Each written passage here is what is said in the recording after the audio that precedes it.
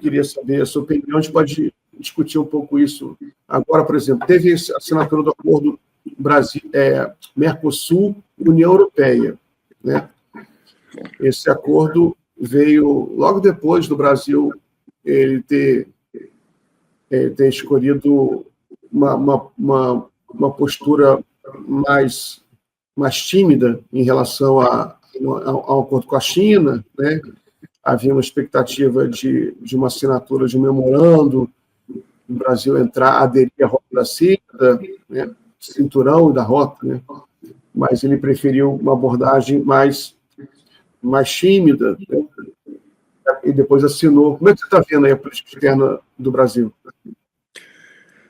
Olha, Miguel, eu acho que esse acordo da União Europeia com o Mercosul, eu concordo plenamente com a análise do Paulo Nogueira Batista, né, que ele, enfim, publicou aí mais de um artigo, inclusive, nos últimos dias, fez lives também, né, não é um acordo bom para o Brasil, né, o Brasil ganha muito pouco e perde muito com esse acordo, perde na indústria, né, perde na questão das compras públicas, porque abre parte das compras públicas para empresas europeias, né? Compras públicas, né, enfim, só para esclarecer, são as compras que o Estado faz para as suas diversas demandas dos ministérios, né? Na verdade, acho que, se eu não me engano, eles protegeram só o SUS, né, o Ministério da Saúde, mas, por exemplo, o governo de Estado vai poder abrir compras para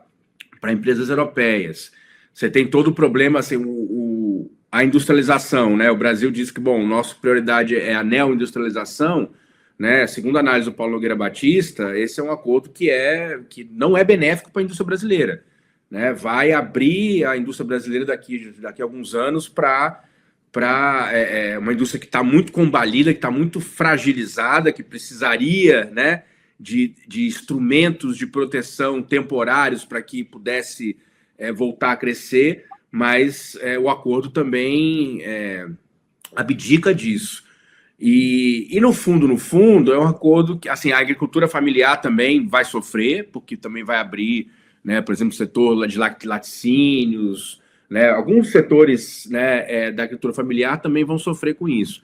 Agora, por outro lado, a ironia dessa história é que parece que faltou combinar com os franceses, né?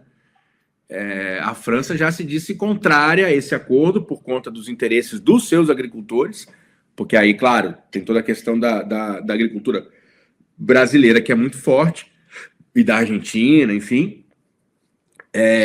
E a França está articulando, na verdade, uma oposição a esse acordo, né? A França já disse. Tem outros países que já se manifestaram, né? Bélgica, Holanda, Polônia, Itália, né? A gente não sabe ainda qual vai ser a posição final, mas já houve manifestações nesses países contrárias ao acordo. Você sabe que na União Europeia tem lá uma regra que se os países, né, o bloco de países corresponder a mais do que 35% da população da União Europeia, o acordo é vetado. E essa que é a esperança da França. E, no fundo, essa que é a esperança nossa, que esse acordo não aconteça por um veto europeu, o que é uma ironia terrível, né? E que mostra um pouco a nossa situação, né? Enfim, nossa situação nada positiva. Agora, eu acho que precisa entender, Miguel, o porquê desse acordo, né? E eu acho que aí que está, acho que o problema um dos problemas da atual política externa brasileira. Esse acordo ele foi feito. Esse é um acordo que está sendo debatido há mais de 20 anos. Ou seja, um acordo que foi feito no período neoliberal, né? Hegemonia do neoliberalismo. E a gente não teve, enfim, um acordo que o Bolsonaro estava tentando fechar. E nós seguimos, né, na mesma trilha. Mas esse acordo parte de uma leitura da política externa brasileira. Uma leitura do Itamaraty, que por um lado, tem os Estados Unidos, que a gente sabe que, enfim, tem muitos problemas, né? A gente já sofreu com isso muito, durante muitas décadas, que é um gigante que tenta, né, garantir o controle sobre a América Latina. Por outro lado, você teria a China, esse gigante econômico que agora, né, aparece como a segunda grande potência, e que o Brasil, na verdade, tem que manter a chamada equidistância entre, digamos, os dois gigantes, e que, por isso, uma aliança estratégica com a Europa seria fundamental para fortalecer o Brasil nas negociações com a China e com os Estados Unidos. Ora, essa leitura ela é equivocada por vários motivos, né? Primeiro, porque você está falando de fazer aliança com um continente que está literalmente à beira do abismo, que está se afundando num pântano de crise, né? As duas principais potências europeias, a Alemanha e a França, estão com a sua economia, né, em crise estrutural, principalmente a da Alemanha, com a questão, né, da energia, da desindustrialização, e você tem países que estão em crise política, né, agora o Scholz acabou de chamar a eleição porque perdeu a confiança do parlamento. Na França, o Macron perdeu as eleições, né, não reconheceu o resultado, né, não nomeou um primeiro-ministro da Frente Popular aí, do Mélenchon, e está enrolando, na verdade, né? Então é um continente que está à deriva.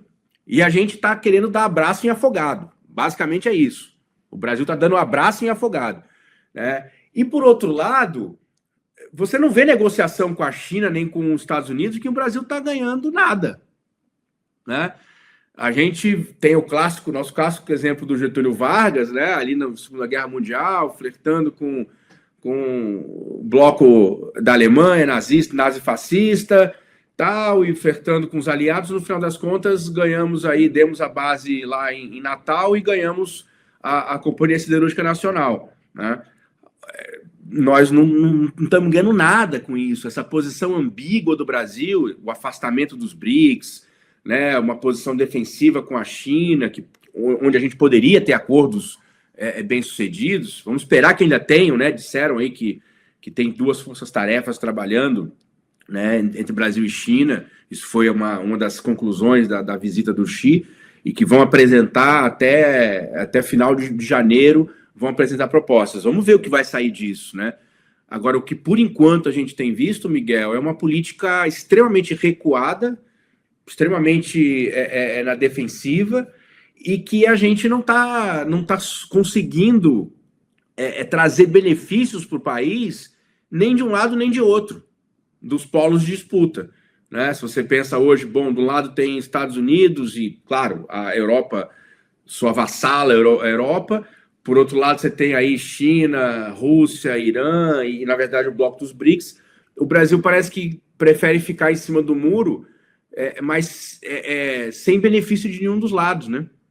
Então, de fato, se a gente não conseguir mudar essa orientação, a gente vai perder uma grande chance histórica de reposicionar o Brasil na dinâmica da geopolítica global no momento de transição, né? No momento que está havendo uma transição, e que essa transição abre janelas de oportunidade para um país como o Brasil, que é um país gigantesco, mas que é um país que tem muitas demandas e que está num momento difícil, né, economicamente.